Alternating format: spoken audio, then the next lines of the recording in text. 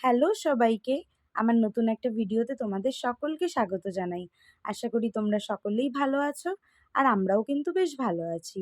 সকালবেলা ঘুম থেকে উঠে দুজন মিলে ফ্রেশ হয়ে একটু বেরিয়ে পড়েছিলাম। প্রথমে গেছিলাম আমাদের এখানে রেশন দোকানে।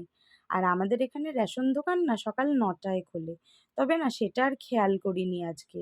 তার আগেই চলে গেছিলাম, আর গিয়ে দেখি যথারীতি দোকানটা বন্ধ। যেহেতু বাইরে বেরিয়েছিলাম তাই ভাবলাম বাড়ি ফেরার সময় সবার জন্য সকালের টিফিনটা নিয়ে বাড়ি ফিরি। তাই দিদির কথা মতো চলে এসেছিলাম এই দোকানে। দিদি বলছিল এই দোকানের কচুরি আর তার সাথে তরকারিটা নাকি খুবই ভালো হয় খেতে। আর জানো তো এই দোকানটার নাম ছিল জলখাবার। যদিও এই দোকান থেকে এর আগে আমি আর সৌরভ কখনো খাইনি। টিফিনটা নেওয়ার সময় না ঝিরিঝিরি করে বৃষ্টি পড়ছিল। তবে এত জোরে বৃষ্টি শুরু হয়ে যাবে বুঝতে পারিনি। সবার যেহেতু খিদে পেয়েছিল তাই ভিজতে ভিজতেই বাড়ি চলে এসেছিলাম। আর এসে ফ্রেশ হয়ে আগে আমার সকালের খালি পেটে জলটা খেয়েছি। এটা কিন্তু জিরে ভেজানো জল। তারপরে চা খেয়ে এক ফাঁকে চলে গেছিলাম রেশনটা আনতে। রেশন এনে সবাই মিলে টিফিন করে তারপরে সৌরভও এদিকে কাজে বেরিয়ে গেছিল।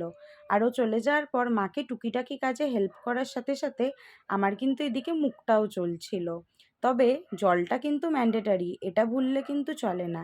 এরপরে স্নান করে এসে দেখি বাইরের ওয়েদারটা আবার চেঞ্জ হয়ে গেছে, কারণ মাঝখানে কিন্তু বেশ রোদ উঠেছিল। যাই হোক, দুপুরের খাওয়া কমপ্লিট করে একটু রেস্ট নিচ্ছিলাম। আর সৌরভ বিকেলের মধ্যে চলে এসেছিল। তাই ভাবলাম বাড়িতে আমি, মা, সৌরভ আছি, তাই তিনজনের জন্য একটু চা বেড়ে নিই। আর এই চাটা কিন্তু শিলামাসি বাড়ি যাওয়ার আগে করে দিয়ে গেছিল। আর রাতের ডিনারে ফ্রিজ খুলে দেখি 5টা ডিম ছিল, তাই ওটা দিয়ে একটু এগ কোরমা করেছিলাম।